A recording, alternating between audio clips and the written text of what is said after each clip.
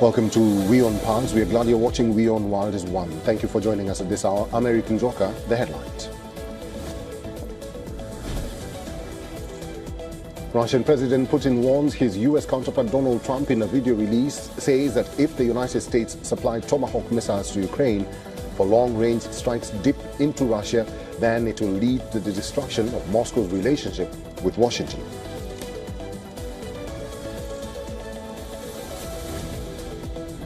All these things have to be worked out, and that shouldn't take that long. All those talks are occurring even as I speak to you now. We're hoping it'll be finalized very quickly, early this week. U.S. Secretary of State Marco Rubio says the war in Gaza is not over yet, describes the release of the hostages held by Hamas as the first phase, while details on what happens after that still needs to be worked out.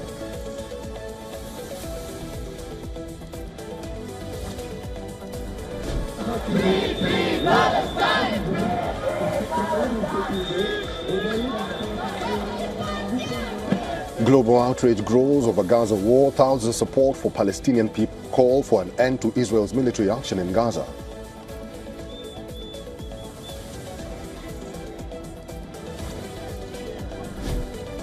U.S. government shutdown enters fifth day. Republican and Democratic lawmakers at an impasse on reopening the federal government. President Trump says Democrats are causing shutdown, possible layoffs. It's up to them.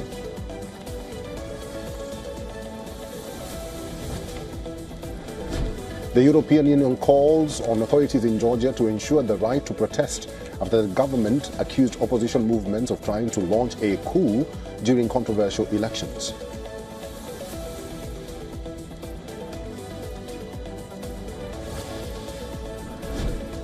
Polls close across Syria in the first parliamentary elections held since Bashar al-Assad's fall. Official results are expected to be announced either on Monday or Tuesday once counting is over.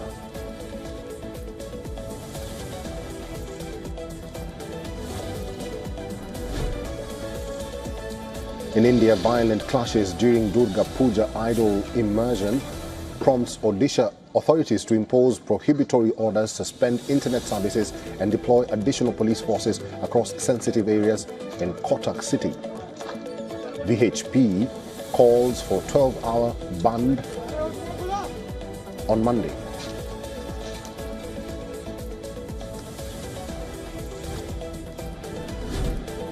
Pope Leo calls on the world's 1.4 billion Catholics to care for migrants, pressing ahead with a message of welcome these days after criticizing U.S. President Donald Trump's hardline immigration policies.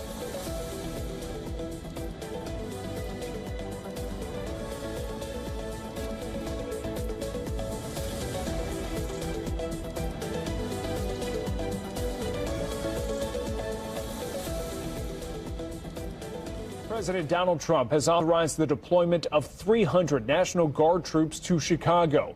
The move comes after more than a dozen protesters were arrested Friday during a demonstration at an ICE facility. Illinois Governor J.B. Pritzker says the Defense Department told him to either deploy the National Guard or they would do it. Governor Pritzker calls the move outrageous and un-American. Let's talk politics tonight. Right now, all eyes on the government shutdown. But that's not the only news brewing in Washington, D.C. The Trump administration plans to send federal troops to Chicago and Portland, Oregon. John Lawrence tonight on how the White House is justifying the move. Tensions are swirling around the Windy City. On Friday, the same day Homeland Security Secretary Kristi Noem made a visit to the Immigration and Customs Enforcement facility near Chicago. You were going to be placed under arrest. Chicago alderperson Jesse Fuentes was taken into custody by ICE agents at an area hospital while demanding to see a warrant for an injured man. This is not the first incident, you all. What ICE is doing is exercising violence, physical violence on the people of Chicago. Chicago Mayor Brandon Johnson called Fuentes' detainment a, quote, attempt to stoke fear and intimidation. She was later released, but a Homeland Security statement said nearly 30 protesters had tried to break into the area where the detainee was being treated. And Chicago isn't the only city the Trump administration is focusing on. The president has directed Secretary Hegseth to provide all necessary troops to protect war-ravaged Portland and any ICE facilities under siege from attack by Antifa and other left-wing domestic terrorists. President Donald Trump is also considering an end to providing financial assistance to Oregon's largest city. He has directed his team here at the White House to begin reviewing aid that can potentially be cut in Portland. We will not fund states that allow anarchy. There will also be an additional surge of federal resources to Portland immediately. I'm John Lawrence reporting. Now, the city of Portland and the state of Oregon are suing the Trump administration. A federal judge is now considering whether to grant a temporary restraining order to block the president's actions. We're taking a closer look at Portland now. President Trump speaking out against officials in Oregon after a federal judge there blocked him from deploying the National Guard to Portland. Hundreds of people have been protesting at an ICE facility there. Both state and city officials sued last week after Trump promised to send 200 troops to Portland. NewsNation's Marcus Espinoza has been following the movement really closely. Marcus, this has developed over the last, couple of days and certainly hours. Yes. What's the latest? I think today it really developed a lot, right? Between a war of words between the president and these governors and these states. So there's a lot to get into here. Intensifying, that's what it is right now. That's what things are as this fight over the use of federal troops in cities like Portland drags on and resistance to those orders grow. The president not holding back in why he believes this is necessary, saying earlier today, Portland is burning to the ground. Take a listen. It was amazing. Portland is burning to the ground. It's insurrectionists all over the place. It's Antifa. And yet the politicians who are petrified. Look, the politicians are afraid for their lives. That's the only reason that they say, like, there's nothing happening. And you've seen it. The place is burning down, and they pretend like there's nothing happening. So we'll take a look at the order. We haven't seen the order yet. So President Trump also took a swipe at Governor J.B. Pritzker. They're saying Chicago is out of control and that the governor is, quote, afraid for his life. The response coming hours after the Oregon ruling that blocked Trump's plan to federalize the state's National Guard, finding no danger of rebellion. The White House has already filed notice of appeal. Homeland Security Secretary Kristi Noem taking direct aim at Governor Pritzker, tweeting, quote, sanctuary politicians like him are working against law enforcement. Meanwhile, Governor Pritzker is firing back, calling the administration's plan to federalize 300 Illinois guardsmen outrageous and un-American. And the tension is spilling onto Chicago streets. We've been reporting on that. Federal officials say Border Patrol agents opened fire on a woman after their vehicle was rammed and boxed in by about 10 cars on the southwest side. Homeland Security says the woman, armed with a semi-automatic weapon, tried to run agents over before being shot. She drove herself to the hospital and is now in FBI custody. Officials say it's tied to Operation Midway Blitz, the administration's large-scale immigration enforcement effort that's already led to hundreds of arrests across Illinois. So right now, tensions indeed are high. Lots of arrests are happening. People are bringing semi-automatic weapons to these protests that are supposed to be peaceful. So I think right now, everyone on edge. Yeah, I mean, it just seems like things are escalating. To that end, what do we know about the latest when it comes to the national troops actually being deployed? Is this something that's going to be followed through with? I think that's a difference between orders and what's actually reality right now. There's this distinction there. So far, Guard units have been authorized in Chicago, Washington, D.C., Los Angeles, and Memphis, part of what the administration calls a whole-of-government approach. But Illinois Guard members, they still remain under state command, at least for now. As Governor Pritzker, he continues to resist federal control. Officials say most cities involved, they're still relying on federal agents and task force officers, not National Guard troops on the ground. So this is a fight over who controls the response, and it's only intensifying between D.C., Illinois, not to mention Portland. Yeah. Who knows if another city gets involved in this? So it's a tug of war between federal power and state power, and that's spilling out into our streets throughout the country. And in one way, it's how this country was meant to run, where you have these states able to push back and stand up if they want. We have overreaching federal government. So you're seeing that play out right now, what the founders wanted. We'll see what happens actually and who has the right to do what. Yeah. That's playing out live in front of our eyes. This is Democracy is messy. This is really unprecedented. So this is interesting. All right. Thank you so much. Shalom, shalom, giving all praises and glory to our power, Yahweh. Baha Shem Yahweh Shai, Baha Shem Rachak, Kodash, double honors to the apostles, the bishops, and the elders of Great Millstone. Peace and blessings to the hopeful elect of the tabernacles of David, scattered throughout the four corners of the earth, and wherever you may be, wherever you may be, to you I say Shalom, Mashallah, Shalom. All right, this is going to be just a hot minute here, just super short. Centered around just two main things here. One, this right here being, because I mean, obviously this is hard to be missed here when it comes to the news. Pretty much I'll read it. It says, as of October 2025, National Guard troops have been deployed or authorized for deployment in multiple U.S. states and cities, including California, Illinois, Oregon, Tennessee, Texas, and Washington, D.C. A federal deployment was ordered in August to assist with Immigration and Customs Enforcement, aka ICE, operations. States with the recent National Guard troop deployments. All right, Alabama, Arkansas, Florida, GA, Idaho, Indiana, Iowa, Louisiana, Nebraska, Nevada, New Mexico, Ohio, South Carolina, South Dakota, Tennessee, Texas, Utah, VA, and NYO. National Guard troops were mobilized in August 2025 by the Trump administration to assist with immigration enforcement in these states. Okay, California. Following a federal court ruling that found the deployment of the California National Guard to be illegal, the Trump administration instead deployed 300 federally controlled members of the California National Guard to Oregon. All right. Illinois, all right, President Trump authorized the deployment of the National Guard to Chicago in early October 2025, though it was unclear if any had arrived as of October 5th. And for these average, everyday Americans, all right, it's talking about fight for your country, talking about the flag, the United States, all this kind of stuff. Well, these people are slowly showing you that you don't have any rights. You only thought that you had rights, okay? Because ultimately, Babylon the Great is controlled by the elite bankers, and the president is a puppet set up by them. Doesn't matter if it was if it's the current DJ Nero. Wouldn't matter if it was Obama. It could be Chelsea Clinton for all we care. Okay, whoever is president is set up by them. Okay. Oregon, 300 federally controlled California National Guard members were deployed to Portland in early October 2025 following a federal court order. Tennessee, 160 Tennessee National Guard troops were sent to Washington, D.C. in August 2025. Texas received the most personnel in the August deployment for ICE operations.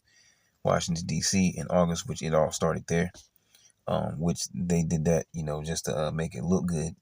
This is our capital, so we'll start here in the capital, In August 2025, approximately 2,000 National Guard personnel from 6 states were stationed in the capital as part of an anti-crime and immigration push.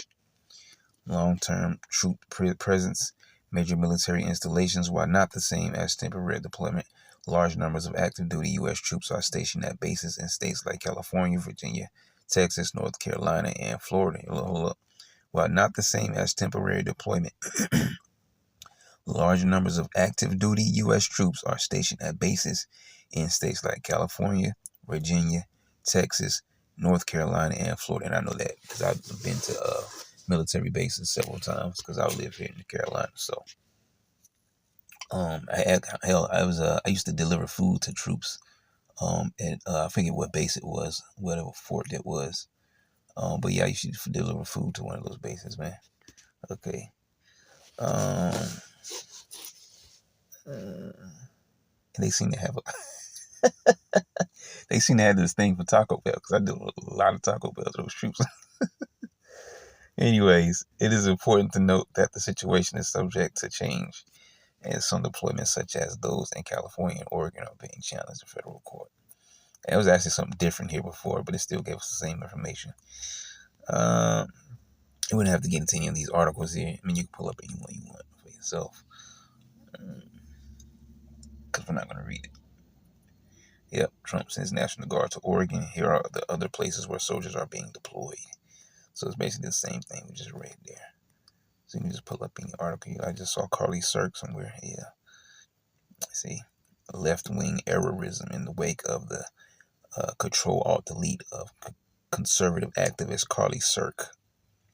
Okay, that has involved declaring Antifa a terrorist organization, which brothers have gotten into. I don't really know too much about Antifa. But yeah, brothers have gotten into that topic there.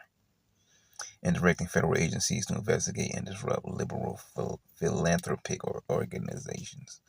So it's the same thing. Chicago. There's a big list here. Portland, Memphis, Tennessee, Washington, of course. So you pretty much get it there. All right. So that's the one thing that's happening. Now to briefly hit another thing here. We can swipe this. The second thing that I'll probably play after this is we spoke about recently protests. All right, protests are happening not only in the States and Babylon the Great, but also there's all kinds of crazy protests happening all over, in different places of the planet. And this is prophecy. So it says, and ye shall hear of wars, which we hear about those things. All right, big talk right now with the state of Israel is always a big talk because they're just attacking everybody. Okay, Iran, Russia, Ukraine, China, South Korea, North Korea, Taiwan, Japan. Just you name it. All right, everybody's doing something. Everybody's angry with somebody somewhere. And ye shall hear of wars and rumors of wars. All right, because you also have proxy wars. So you have big dogs fighting against one another, but not directly. It's indirectly through their proxies. Okay, but you shall have wars and rumors of wars. See that ye be not troubled, for all these things must come to pass. See, the hopeful elect remnant understand that these things have to happen in order for us to receive Yahushua. What he said in John 14, okay, he says, I go to prepare a place for you, okay, and I will receive you unto myself. That's the beaming up of the elect into his chariot, his so-called spaceship, delivering up the elect of the nation of Israel. All right, but it says, see that ye be not troubled. For all these things must come to pass, but the end is not yet. For nation shall rise against nation, and kingdom against kingdom, and there shall be famines and pestilences and earthquakes in diverse places, many different places. All these are the beginning of sorrows, okay? And that's what you see happening, all these different things happening here, okay? But the particular topic here was the protest, man, okay? Even says that we might get that in the second Ezra 13 to shut it down. Well, yeah, nation shall rise against nation, and kingdom against kingdom. That's what we see happening. And then when you apply that to Babylon alone, you have many separations in Babylon the Great. Okay, because you have financial issues, you have political issues, you have racial issues, so on and so forth. Excuse me. You even have people that are talking about Israel, Palestine. That's the thing here in the States. So you have all kinds of different issues and separations and divisions here in Babylon the Great. So when you just apply that scripture alone to Babylon, you can see those things. But worldwide, it was more so hitting that. Okay. And what I just mentioned, let me get it before I forget it. I think there's a scripture that mentions that in 2 Ezra 13, a similar thing. Just one scripture. I believe it's like around the 20s somewhere.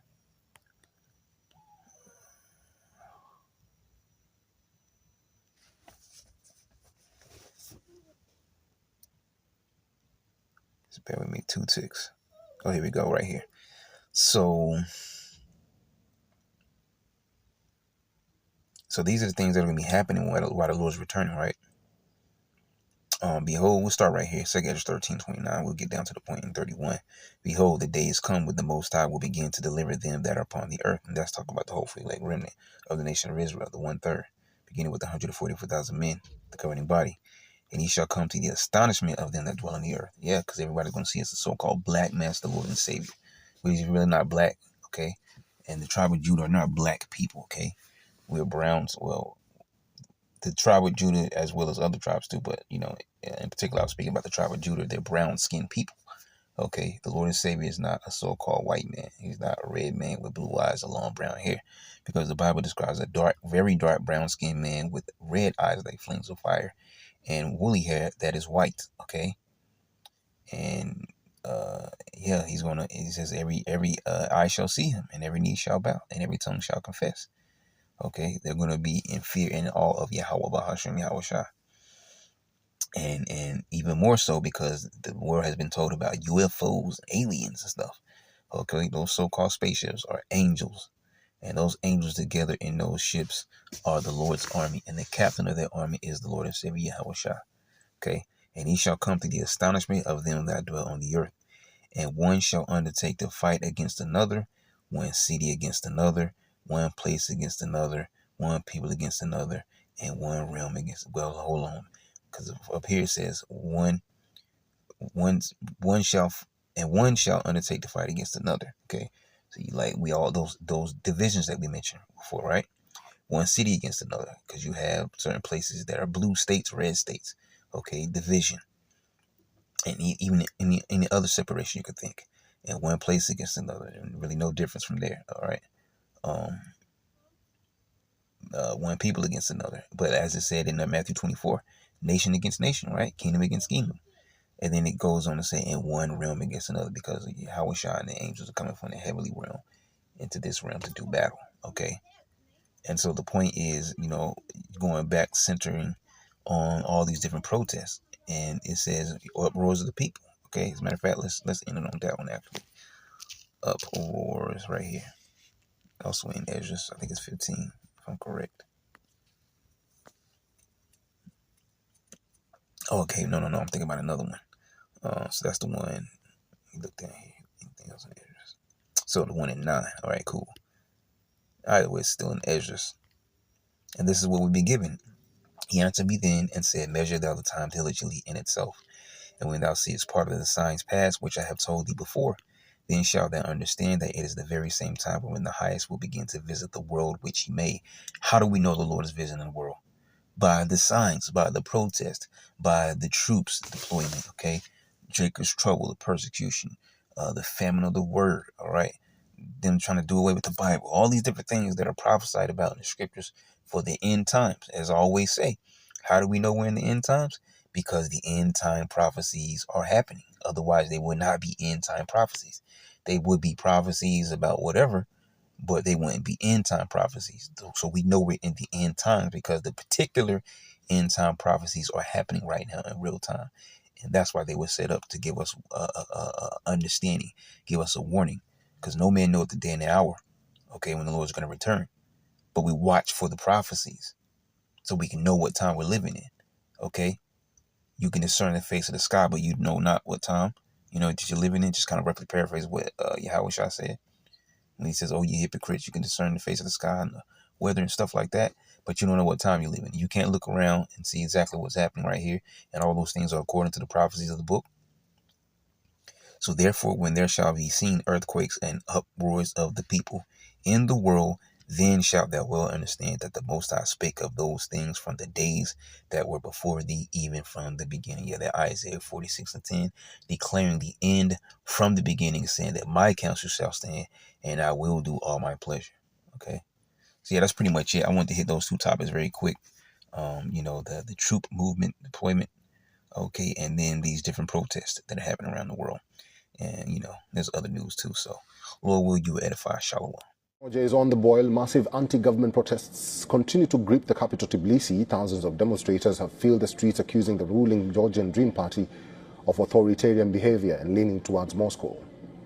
Violent clashes broke out between the police and protesters. Tensions soared when large crowds marched towards the presidential palace, with some attempting to force their way into the compound. Police can be seen using the pepper spray and water cannons to disperse the crowd, while police in Georgia have arrested 5 people trying to storm the presidential palace.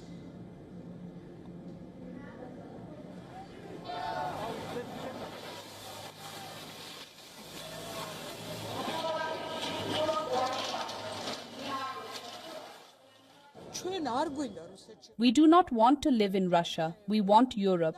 We must get rid of this government because it is crystal clear that they are pro-Russian authorities. According to reports, at least 21 police officers and 6 protesters sustained injuries and were rushed to hospital.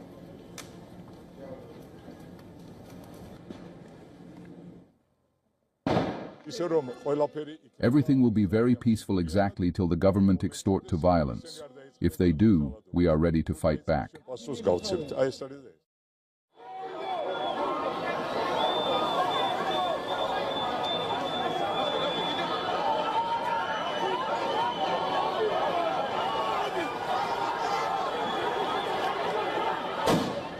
Riot police fired tear gas, flashbang grenades at protesters as they waved Georgian and European Union flags demanding the government's resignation and new elections amid allegations of electoral fraud and democratic backsliding.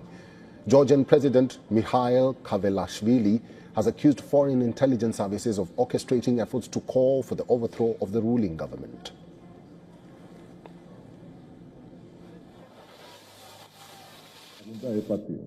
Last year, the EU ambassador openly interfered in our democratic elections, calling on voters to support the opposition. Let's not forget that the EU spokesperson also publicly supported the protests.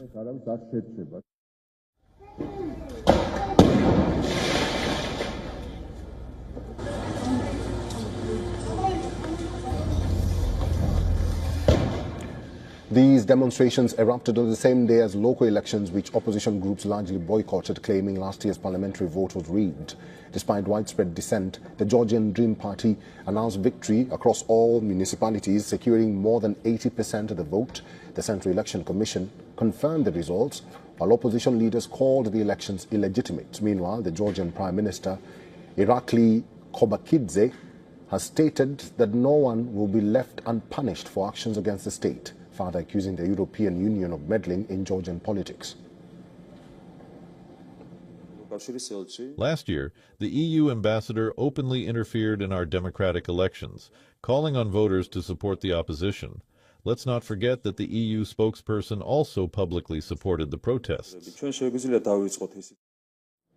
Georgia has been embroiled in a deepening political crisis since the ruling party disputed victory in the October 2024 parliamentary election, which the pro-European opposition claims was marred by electoral fraud. The government's subsequent decision to suspend EU accession talks has further fueled tensions, sparking widespread protests and calls for new elections.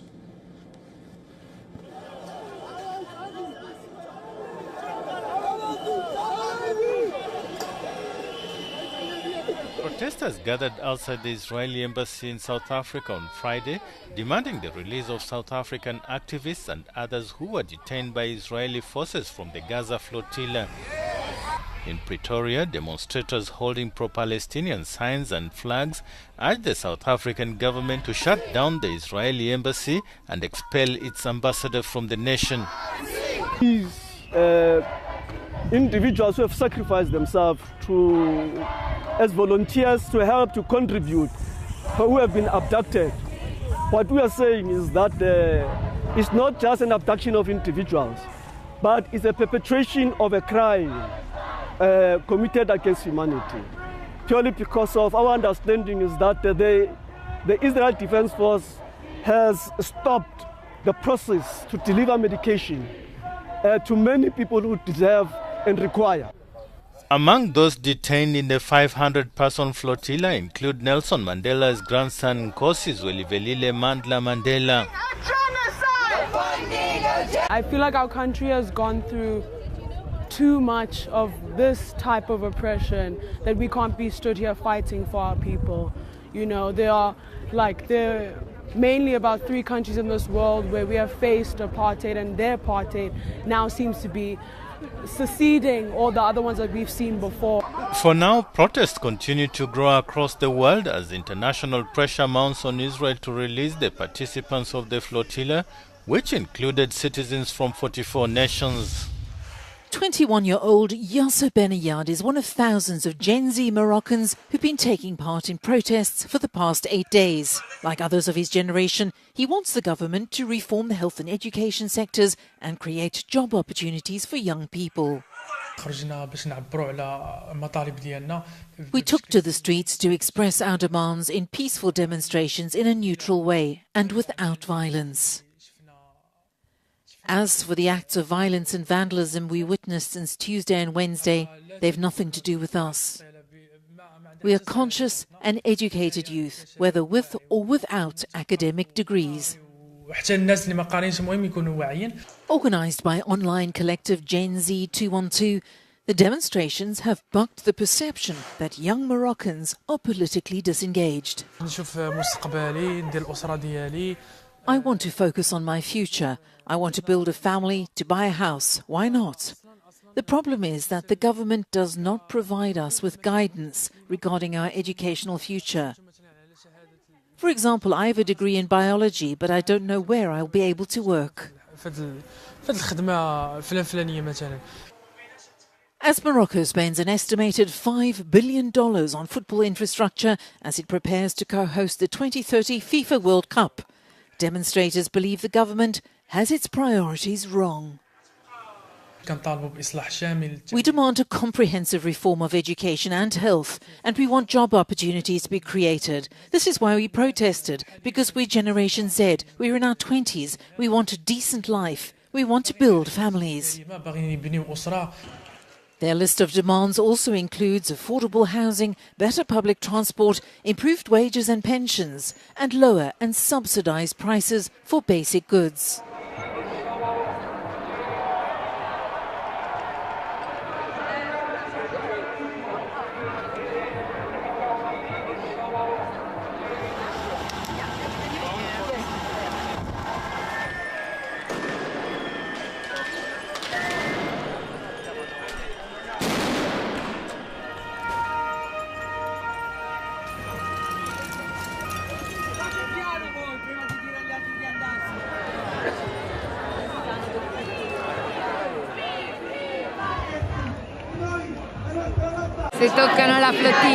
We said it. If they touch the flotilla, we will block Italy, and we have blocked it and will continue to block it. Not only for the people who are unjustly imprisoned from the flotilla, but above all for the Palestinians, because we remember that in Israeli prisons there are many Palestinians who are there without a just cause, for having done nothing wrong, only for being born on the wrong side of their country. Niente di sbagliato.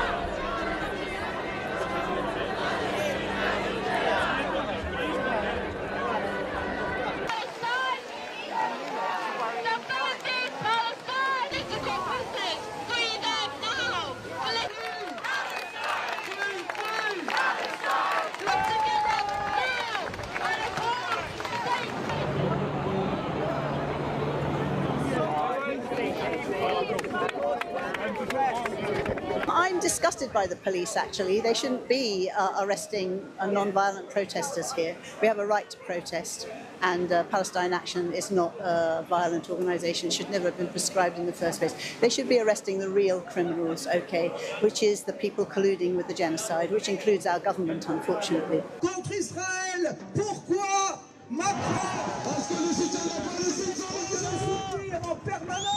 Regarding the ceasefire, as long as, for me, on paper, we continue to deliver weapons, we continue to have agreements with the State of Israel, for me, we need a total and complete boycott of all existing agreements and a ceasefire on the ground, which would impact the opening of a humanitarian corridor. So, for me, that would be the current priority.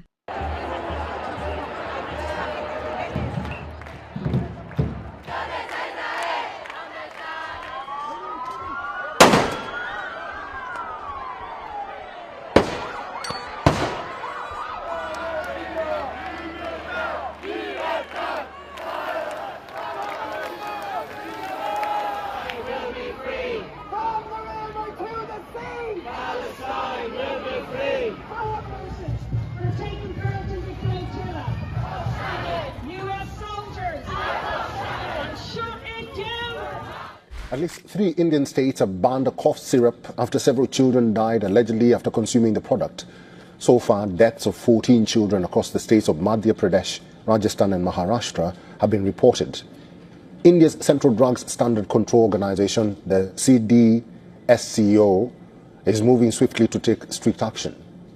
The CDSCO said it will write to the Tamil Nadu FDA and urge them to take action against the manufacturer of cough syrup, Coldreef.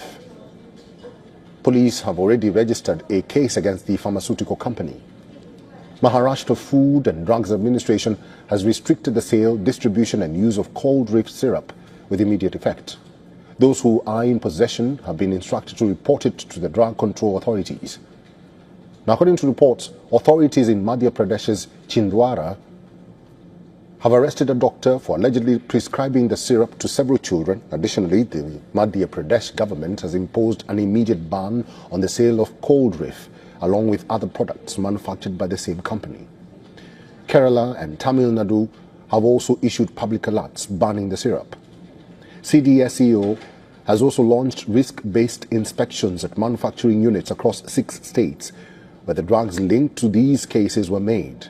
These states include Himachal Pradesh, Uttarakhand, Gujarat, Tamil Nadu, Madhya Pradesh and Maharashtra. So far, 19 drug samples, including cough syrup, antibiotics and painkillers, have been taken from affected children in Madhya Pradesh and have been tested. And according to reports, 9 of these samples have been found clean. Results are awaited for the rest. However, news agency PTI, citing sources, reported that these samples did not include the 2 cough syrups under scrutiny, including cold reef. However, tests conducted by the Tamil Nadu Food and Drug Administration from the manufacturing premises found that the cold reef syrup contained dangerous levels of diethylene, glycol and DEG, a toxic chemical that is not used in medicine. When ingested, DEG can severely affect kidneys, liver and nervous systems. Symptoms in children begin with nausea, abdominal pain and reduced urination. In severe cases, this progresses rapidly to acute kidney failure, seizures or even death.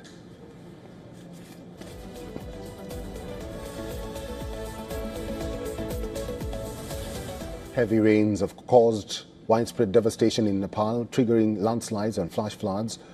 At least 50 people have lost their lives as weekend downpour continues to batter the country.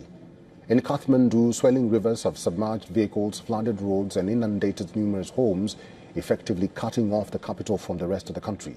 Responding to the state of calamity, the Nepal Army has deployed rescue missions in 28 flood-affected locations across Kathmandu.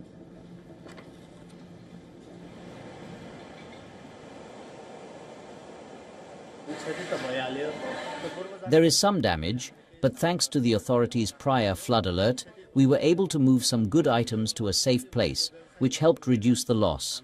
However, another loss is that we could not run our business, and valuable time was wasted.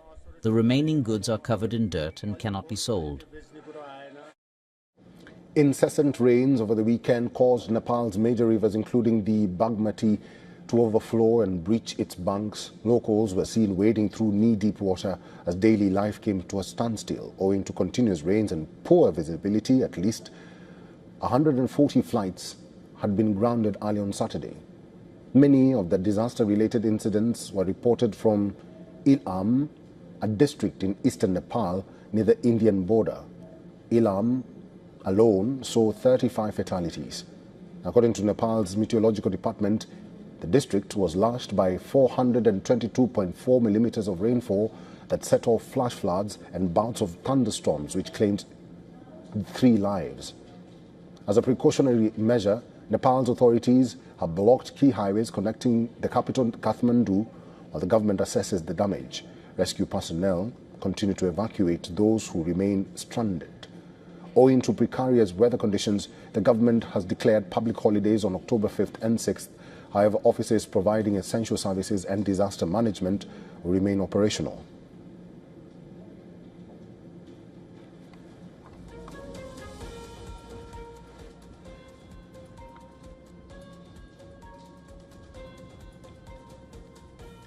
The government of Odisha state has ordered a 24-hour internet shutdown in the city of Kotak. The decision comes after clashes between 2 communities during Durga Puja idol immersion. Several people were injured in the incident, including a senior police officer.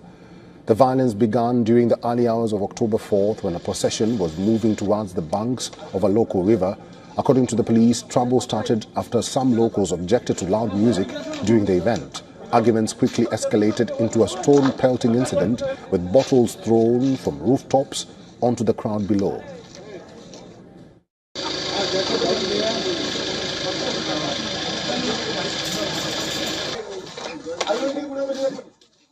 हमें जो कि खबर मिला Cuttack DIB से कि ये जो Gaurishankar park के पास रॉयट्स के द्वारा जो फायर किया हुआ है, तो हम जो कटक फायर स्टेशन से 2 टीम लेके आया मैं।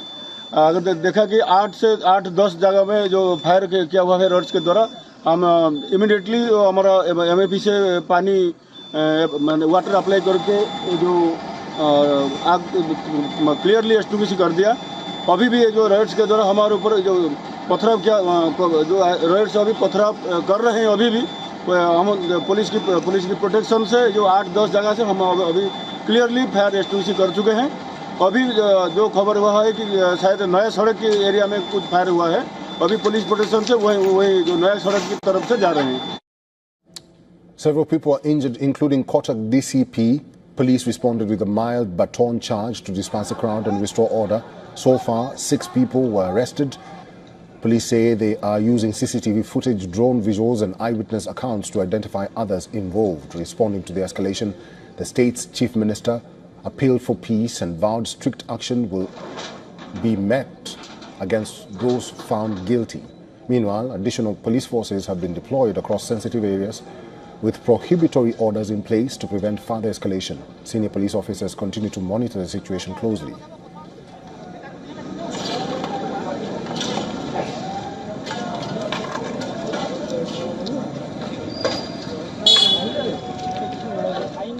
The negotiations to end the war in Gaza are underway in Egypt, but as warring sides sit across the table for talks, people across the world are hitting the streets to demand an end to the war and suffering in Gaza. In the Dutch capital, Amsterdam, protesters demanded tougher stance against Israel. The protesters gathered under the banner of Red Line March. The event was planned weeks ahead of the announcement by US President Donald Trump of his plan to end the war.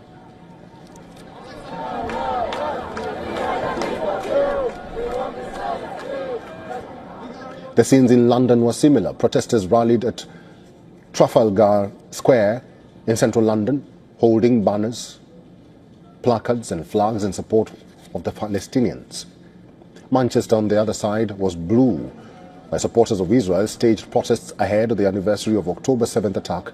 The gathering comes days after 2 people were killed in Manchester in an anti-Semitic attack.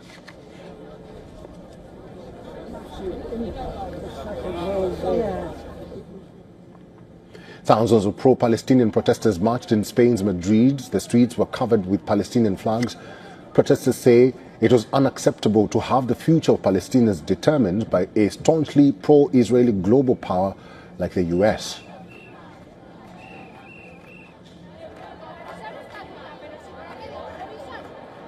Anger is mounting in Turkey's capital Ankara as well. Demonstrators came out on the streets against Israel's interception of a flotilla carrying aid to Gaza and to voice their support for Palestine.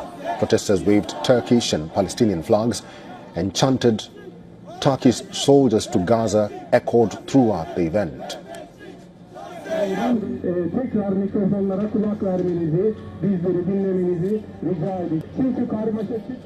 Fury also poured on the streets of Rome, where 250,000 people took part in a demonstration to support Palestine. Today marks the 4th day of widespread protests in Italy following the interception of a Gaza-bound activist aid flotilla. Streets of Paris turned blue, where several thousand people gathered for a march calling for the release of Israeli hostages held by Hamas. People were seen holding placards with pictures of hostages.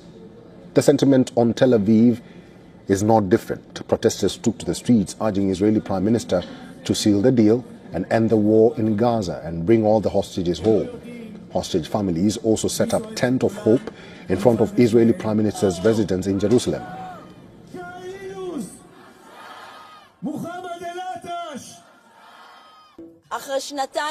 After 2 years of struggle, 2 years in which 48 hostages and 1 female hostage are held captive by Hamas, we are a step away from a comprehensive deal and the end of the war.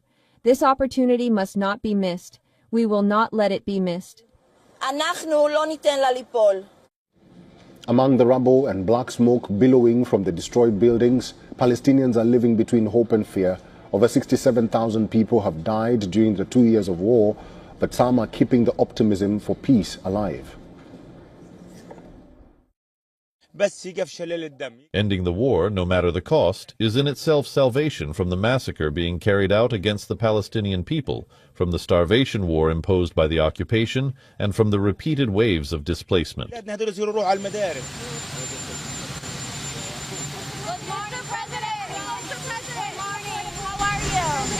President Trump, This is a big day. We're going to have a big day.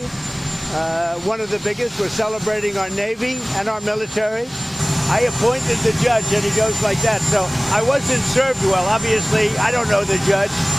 But if he made that kind of a decision, Portland is burning to the ground. So, President, and you have a judge like that, he ought to be that judge ought to be ashamed of himself. Governor, you say you're targeting. And I think that Pritzker, he's not a stupid person. I think that Pritzker's afraid for his life. The federal judge and Obamacare subsidies. We want to make it better. What about the layoffs?